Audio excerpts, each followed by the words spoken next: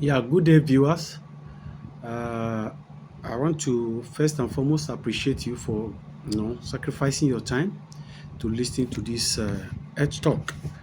I also want to let you know that the objectives of SNH Healthcare Investment Limited is not just to offer treatment of integrated herbal supplements for the well-being of the universe, but we equally engage all our listeners, potential buyers, clients, patients. We engage them in the area of knowledge impartation to enable us impart them with knowledge that is required to sustain their new health status, most especially after being treated. And then the objective of this organization is not to keep you on our supplement for life, excluding those that are needed for sustenance when we are exposed to continuous factors responsible for our health status. So, for us to sustain our health after being treated or to prevent occurrence if you have never taken it at all, our health talk is key and important for such fellow. And that is the objective and that is what we stand for in SNH Healthcare Investment Limited. And today's topic is so interesting, and it's a topic I know that everybody will be very much interested in. It talks about a silent killer called autoimmune cells. So the topic says why natural immunomodulators is important in the treatment of the autoimmune related diseases. Let me use that word. Why natural immunomodulators is important in the treatment of autoimmune related diseases. Now, first and foremost, I would like to do a very simplified explanation on the immune cells. Immune cells are our defenders, and most of them are produced in the bone marrow and maturate in the thymus gland. There are some of them also produced in different parts of the organs, such as spleens and lymph nodes, and of course they maturate in those areas as well. They are all immune cells, and their major function is to protect, is to ensure that intruders are not having place in our body system, to help us to maintain good health, and to help us to stay away from being overwhelmed by pathogens. And at this point in time, having known the simple explanation on immune cells, where they produce and maturate, I equally want to say something about the autoimmune cells, because we are talking about autoimmune related diseases. Now, the autoimmune cells are the same immune cells that have actually been translated. They have changed status due to some factors that we are exposed to, due to some environmental factors, genetic factors, and also the unknown factors contributed also to this. What we are saying, these underlying factors, we are all exposed to it. And the truth is, those who are not exposed to these underlying factors cannot easily be found. Because if you don't have the genetic predisposition, you are living in this environmental world where chemicals, smokings, infections, and toxins abound. Even our internal environmental well-being can equally initiate such situations of an autoimmune translations of the immune cells to an autoimmune cells internally. So we have a lot of factors put together. Of course, we are not to talk about what makes those factors to be, but we are majorly concerned about how to put an end to the existence of these deadly and silent killers, because their activities has actually caused a lot of people, you know, they call it incurable diseases. It has actually caused a lot of people death, and it has actually inflict people with series of reoccurrence of uh, infections after they might have dealt severely with our immune system. And then it's so powerful that part of these types of these autoimmune cells can equally affect the areas where the normal immune cells are being produced. And this is where we are going today. We need this, we call it a silent killer, because the role they play is just to ensure those things that are responsible for our general well-being exist no more. And the dangerous aspect of this autoimmune cells, it is only, because we have immune system in different organs. This we have to know as a fact. And also, because each organs have its own protecting immune cells, so also immune cells can be translated from the normal immune cells in different organs, and they start and begin to attack. Now, the sensitive aspect of this is that the attack varies from one organ to the other. For example, in some organ, when they are doing their attack, you see these same autoimmune cells are the cells that are actually designed to protect, like the normal immune cells. Because it has changed status, they now begin to offer attack against those tissues, those organs, those cells that they are protecting. And that is the criticality aspect of this very particular topic. And we must stay tuned and stay attentively. Now, when these same immune cells, the autoimmune cells, offers attack selectively in some particular organs where they are offering their attack, they offer their attacks, and the host patient actually feel the pain. The host patient actually feel the pain. Let me use a simple word that some scientists will understand. Their attack is highly heterogeneous from one organ to the other. In essence, the reflections of the symptoms of the attack varies from one organ to the other. For example, on organs tissues such as bone, muscles, cartilage, tendons, and others, when it's under the attack of the autoimmune cells, that's what we call the rheumatoid arthritis. When it's under this type of attack, we feel the pain. The truth is that it moves, because blood is life and life is blood. It moves along with the blood, and it begins to move from one location to the other, as if someone is under a spell, spiritual attack, or what have you. But no, this is the activities of the silent killer we are talking about. But in the area of these bone, muscles, tendons, at times flesh, is not actually showing, it's not demonstrating anything called silence.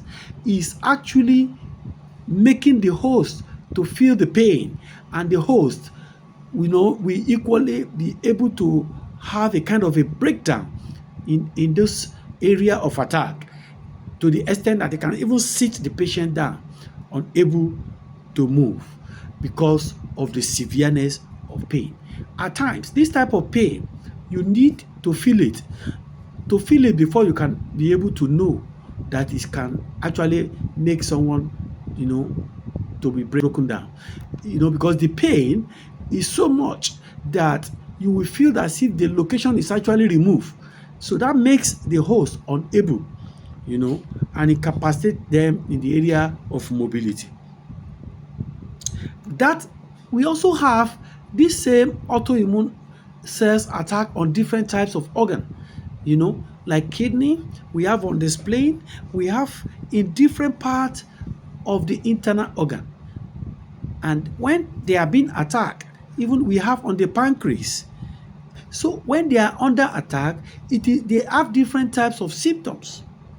That is why periodic checkup is key for the early detection.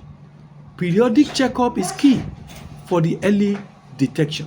When periodic checkup is not in place, we are empowering the activities of this silent killer. But with periodic checkup, of course, early detection is possible. I made mention of the underlying factors. I would like to lay emphasis on it because many of us want to know what are the things responsible for the activities of this autoimmune. Yes, of course, there are times our metabolic system is under severe breakdown, and then we have delay in our transit time to the extent that we don't toilet daily, or we have challenges with toileting effectively. When this begins to set in, it can initiate some toxins. It can initiate recycling of waste that ought to have come out with our feces, and these toxins eventually, will be recycled into the body, and it's going to affect the normal immune cells. And of course, when we say the immune cells translate, it changes status. All these are the contributing underlying factors that can make them to change status. That is why some people will say it has never happened in my family. We don't have this type of attack. We don't have this type of problem. But you need to come down to where you are living. You need to come down to study so many factors that can be responsible for the uniqueness of you having it. The ultimate thing is for you to be able to dig deeper in knowledge, to be able to take responsibility, not to attach it to whatever, even though there are factors, and at times there may be unknown factors.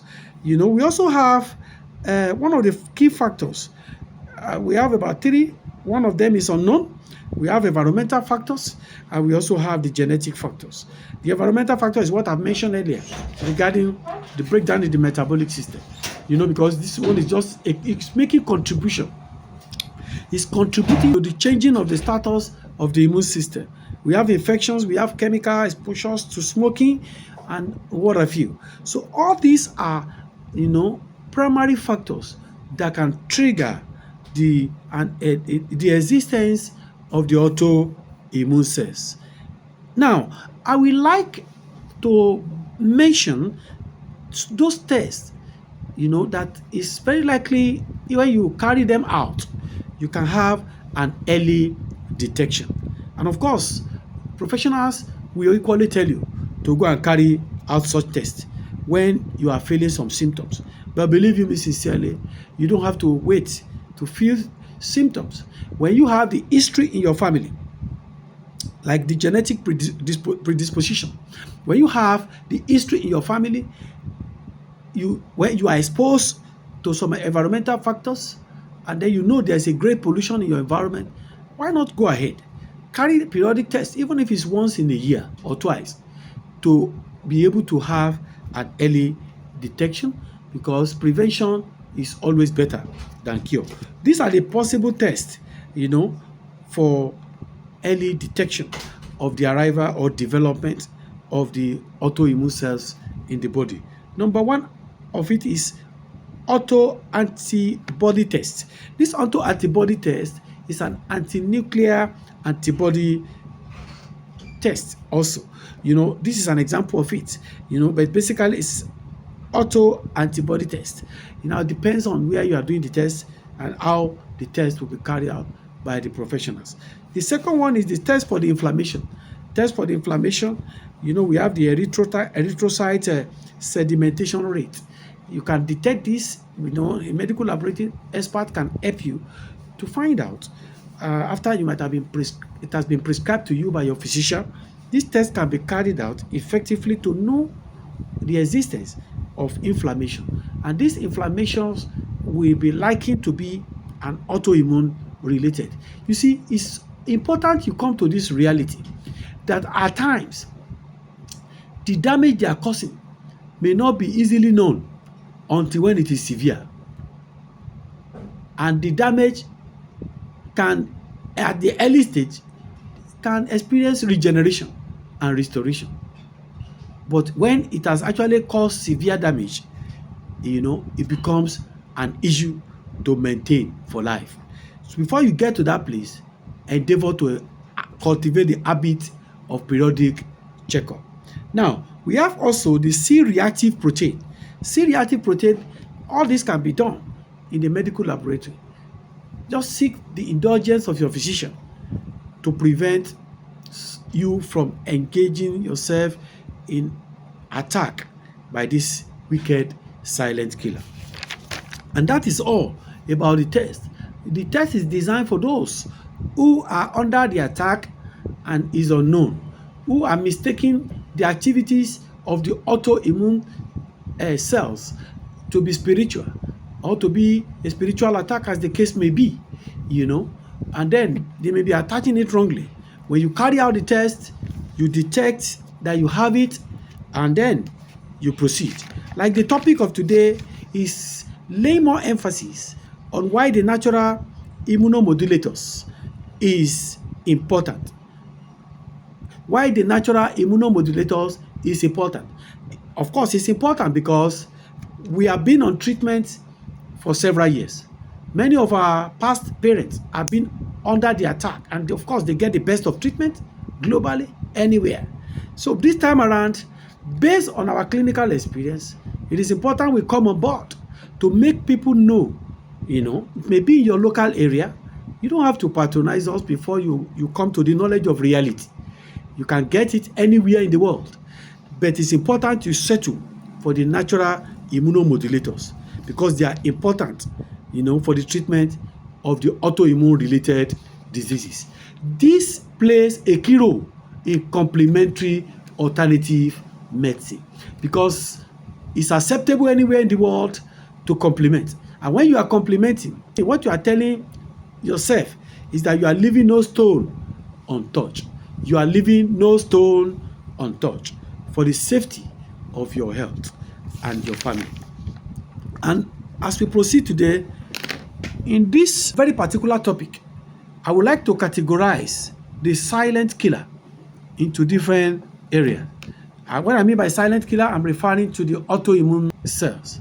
I've categorized them into different categories depending on the role they play on the human body. For example, at times, we can feel the inflammation, like the case of the rheumatoid. That's the first category. You feel it. I've earlier said something about it, but I want to make it official in the area of category. Now, when you feel the pain that your tissues is under the attack and you are undergoing pain that moves from location to the other, it may actually start from somewhere. It may even hold somebody by the side. It may knock somebody down at the knee. It may hold you at the muscle that support your movement and render you inability to move.